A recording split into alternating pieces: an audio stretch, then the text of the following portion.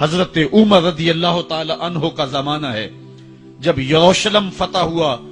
حضرت ابو عبیدہ بن جراح رضی اللہ تعالی عنہ حضرت عمر کو دعوت دیتے ہیں کہ آپ مدینے سے چلیں اور یروشلم میں پہنچیں. حضرت عمر مدینے سے چلتے ہیں. کتنا بڑا قافلہ لے کر کے, کتنا پروٹوکول ہے. حضرت عمر اکیلے اور ساتھ ایک غلام اور اونٹ بھی ایک, باری باری سوار ہوتے ہیں. کبھی غلام سوار ہوتا ہے, کبھی عمر سوار ہوتے ہیں. حکمران تو وہ تھے لوگوں کی دہلیز پہ امن دینے والے, لوگوں کی چوکھٹ پہ جو ہیں وہ نور بانٹنے والے. آج کے حکمرانوں نے تمہیں رمضان المبارک کے اندر لوڈ شیڈنگ کا پیکج دیا ہے اور آج بچے بھی تڑپ رہے ہیں اور جوان بھی سسک رہے ہیں, اور ماہ سیام میں جن اذیتوں میں قوم کو مبتلا کر دیا ہے وہ کسی سے مخفی نہیں ہے. اور تمہیں میں حضرت عمر کی کہانی سناؤں. حضرت عمر دن کو تخت حکومت پہ بیٹھتے تھے اور ان کا تخت کو سونے زبرجد کا نہیں تھا, مسجد نبوی کی چٹائی تھی, اور سارا دن وہاں بیٹھ کے لوگوں کی باتیں سنتے. اور جب رات کے اندھیرے گہرے ہوتے عمر بھیس بدل کے مدینے کی گلیوں کا گشت کرتے. کہا تمہارے گھر سے دھواں نکل رہا ہے اور بچے رو رہے ہیں, ان کو کھانا کیوں نہیں دیتے؟ کہنے لگی عمر کی جان کو رو رہی. عمر کے پاؤں تلے سے زمین نکل گئی. کہا کیا ہوا؟ کہا 3 دن سے ہمارے ہاں کھانے کے لیے کچھ نہیں ہے. روزانہ بچے روتے ہیں اور میں ہنڈیا کے اندر پتھر ڈال کر کے نیچے سے آگ ڈالتی رہتی ہوں کہ بچے انتظار کر کر کے سو جائیں گے. کم بخت سو بھی نہیں رہے اور وہ پتھر پکیں گے بھی کیا, اور میں عمر کی جان کو رو رہی ہوں. حضرت عمر کا کلیجہ دہلنے لگا. فوراً پلٹے واپس بیت المال میں آئے, گھی کا ایک کنستر لیا, آٹے کی بوری لی, مرچ مسالہ جات بہت کچھ اٹھایا, اپنے کندھے پہ رکھا, بوری اپنی کمر پہ لا دی. عمر بیت المال سے نکلے تو آپ کے خادم اسلم نے دیکھ لیا, آگے بڑھا, کہا میرے آقا میں اٹھاتا ہوں. عمر کی آنکھوں میں آنسو ہے. کہا اسلم قیامت کے دن میرا بوجھ اٹھا لو گے؟ کہا قیامت کے دن تو اپنا اپنا بوجھ اٹھانا پڑے گا. کہا عمر کو آج اپنا ہی اٹھانے دو. حضرت عمر وہ گھی کا کنستر اور وہ آٹے کی بوری سر پہ اٹھائے ہیں اور اس خاتون کے گھر جاتے ہیں اور دستک دیتے ہیں. وہ جب دیکھتی ہے اس کی جان میں جان آ جاتی ہے. کہا جلدی جلدی آٹا گوندو, اور عمر سبزی کاٹنے لگ جاتے ہیں. حضرت عمر رضی اللہ تعالی عنہ سبزی تیار کر دیتے, ادھر آٹا گند جاتا ہے اور پھر اوپر چولہا رکھا جاتا ہے, چولہے کے اندر آگ رکھی جاتی ہے, وہ کھانا پکانے لگتی ہے, آگ بجھتی ہے. تاریخ نے لکھا ہے آگ بجھنے لگتی ہے, عمر جھک کر کے پھونکے مارتا ہے. عمر جھک جھک کے پھونکے مارتا ہے. کھانا پک گیا اور بچوں کے سامنے کھانا رکھ دیا, بچے کھا رہے ہیں. اب بچے رو رو کے نڈال ہو چکے تھے. حضرت عمر اپنے ہاتھوں کو اور اپنے گھٹنوں کو اور اپنے پاؤں کو زمین پہ لگا کے, جس طرح بکری کا بچہ چلتا ہے ویڑے کے اندر, کبھی ادھر چلتے ہیں کبھی ادھر چلتے ہیں, تاکہ بچے مجھے دیکھ کے خوش ہوں اور دل میں کہتے عمر جتنا رلایا ہے اب اتنا ہنسانا بھی پڑے گا.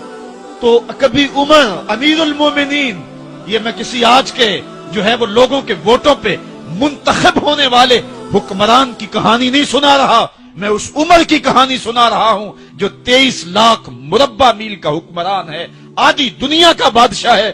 حضرت عمر جو ہے جس طرح بکری کا بچہ چلتا ہے اس طرح اپنے ہاتھ اور اپنے گھٹنے زمین پہ ٹیک کر کے جو ہے وہ اس طرح چلتے ہیں. بچے عمر کو دیکھ کے مسکراتے ہیں.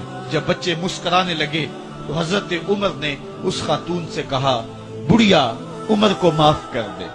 اس نے کہا تو اتنی ہمدردی کیوں کرتا ہے؟ کہا عمر بیچارہ بڑا پھنسا ہوا ہے, فکر ہے اس کو یرموک و فسطاط و حلوان کی, جب فتح ہے مصر تو تیاری ہے ایران کی. آتے جاتے وفد سے ملاقات بھی کرتا ہوگا, آتے جاتے وفد سے ملاقات بھی کرتا ہوگا, اور شب کو معلوم حالات بھی کرتا ہوگا. کانٹوں میں الجھی ہوئی بیچارے کی جان ہے, نیند اس کو بھی آتی ہے, آخر وہ انسان ہے. میری بہن عمر کو معاف کر دے. اس نے کہا نانا عمر کی بات میرے سامنے نہ کر, قیامت کا دن ہوگا, عمر کا گریبان ہوگا اور میرا ہاتھ ہوگا. جب اس نے یہ بات کہی تو عمر برداشت نہ کر سکے, بچوں کی طرح بلک بلک کے رونے لگے.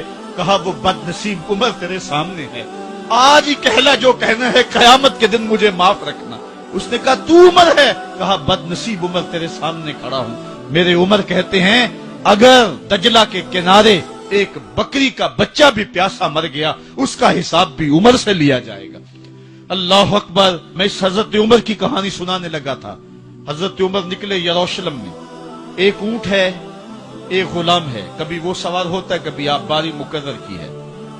جب قریب پہنچے یروشلم کے تو عمر کی باری نکیل پکڑنے اور غلام کی باری اوپر سوار ہونے کی آ گئی۔ غلام نے کہا آقا میں مرضی سے اپنی باری چھوڑتا ہوں، آپ آ جائیں، دشمنوں کے مفتوحہ علاقے میں آ رہے ہیں، تازہ تازہ علاقہ فتح ہوا ہے، اسلام کی شان و شوکت ظاہر ہو۔ عمر نے کہا اسلام کی شان و شوکت ایسے ظاہر نہیں ہوتی، اپنی باری پہ تم بیٹھو گے، اپنی باری پہ میں بیٹھوں گا۔ لوگ منتظر کھڑے ہیں، دور سے جب دیکھا کہا اس کی ہیبت سے کانپتے تھے ہم، یہ تو کوئی حبشی لگتا ہے، رنگ کالا ہے، ہونٹ موٹے ہیں، اس سے تو زیادہ حسین اس کا غلام ہے جو آگے آگے چل رہا ہے۔ حضرت ابو عبیدہ نے کہا دھوکہ کھا رہے ہو، ہمارا آقا وہ نہیں ہے جو اونٹنی کے اوپر سوار ہے، ہمارا آقا وہ ہے جو لگام تھامے آگے آگے چل رہا ہے۔ حضرت عمر رضی اللہ تعالیٰ عنہ کو آگے بڑھ کے جابیہ کے مقام پہ حضرت ابو عبیدہ بن جراح نے استقبال کیا تو حضرت عمر آگے بڑھے اور انہوں نے آگے بڑھ کر کے حضرت ابو عبیدہ کے دونوں کندھوں پہ ہاتھ رکھا اور سنو حضرت عمر نے کیا کہا، کہا لا الہ الا اللہ انا کنا اذل قوم فاعزنا اللہ بالاسلام۔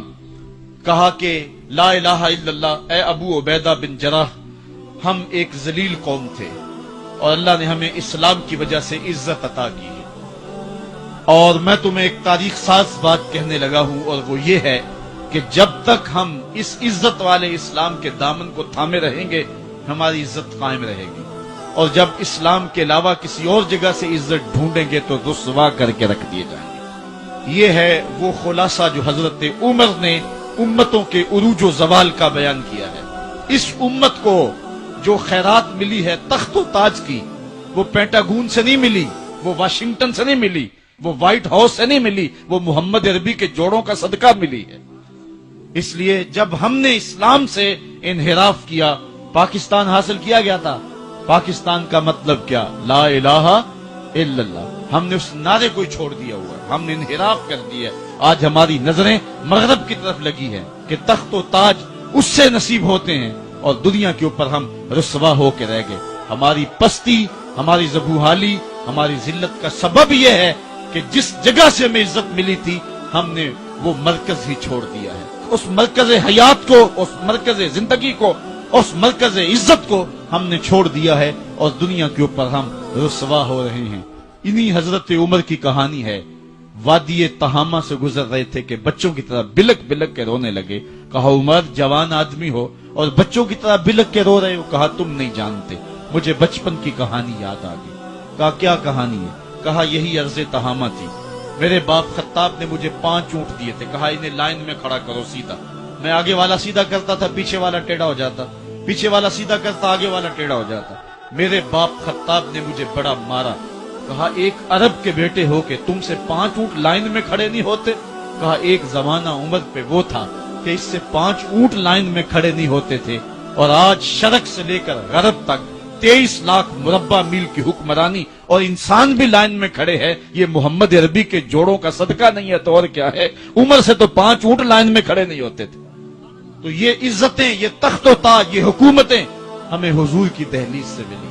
جب ہم نے اس دہلیز کو چھوڑ دیا تو دنیا کے اوپر رسوا ہو گئے اور ذلیل کر کے رکھ دیے گئے۔ آفاق کے ہر ہر گوشے میں قرآن سنا کر دم لینا،